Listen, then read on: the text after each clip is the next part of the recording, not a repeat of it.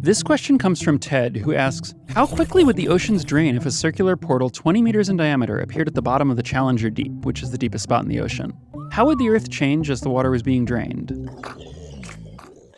Okay, I want to get one thing out of the way first. According to my rough calculations, if an aircraft carrier sank and got stuck against the drain, the pressure would be enough to easily fold it up and suck it through. Cool.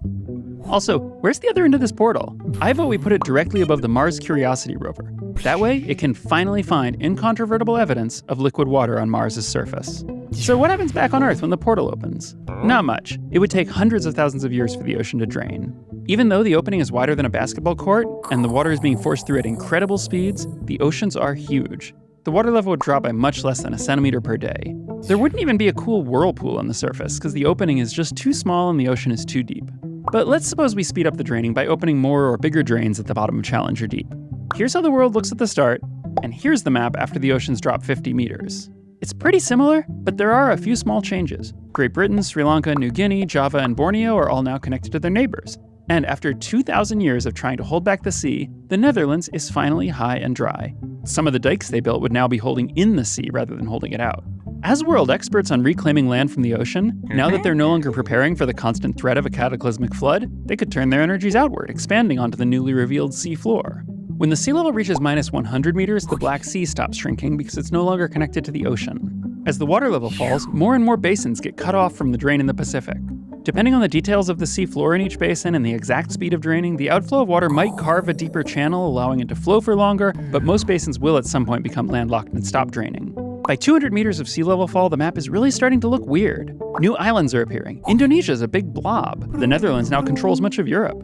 At 500 meters, Japan becomes a causeway that connects the Korean peninsula with Russia. New Zealand gains new islands. The Netherlands expands north. After the top kilometer of the oceans have drained, the Arctic Ocean becomes cut off and its water level stops falling. New Zealand, which appropriately was named after a province in the Netherlands, continues to grow dramatically. Meanwhile, the Old Zealanders cross the land bridge into North America. When the sea is dropped by 2 kilometers, we see new islands popping up left and right. The Caribbean and the Gulf of Mexico lose their connections with the Atlantic. I don't even know what New Zealand is doing. I don't think New Zealand knows either, but it's in keeping with its Dutch namesake.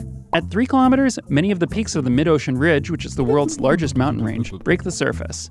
Vast swaths of rugged new land emerge and prepare to be overrun by Dutch engineers. By 5 kilometers, most of the major oceans have become disconnected and stopped draining. The exact locations and sizes of the various inland seas are hard to predict, but by this point, New Zealand and Old Zealand are almost certainly reunited. When the drain finally empties, there is a surprising amount of water left, although a lot of it consists of very shallow seas with a few trenches where the water might be as deep as 4 or 5 kilometers. Vacuuming up so much of the ocean would massively alter the climate and ecosystems in ways that are hard to predict. At the very least, it would almost certainly involve a collapse of the biosphere and mass extinctions at every level. But it's possible, if unlikely, that humans could manage to survive. The Dutch are, after all, famous for engineering their way out of natural disasters. We'd be in good hands.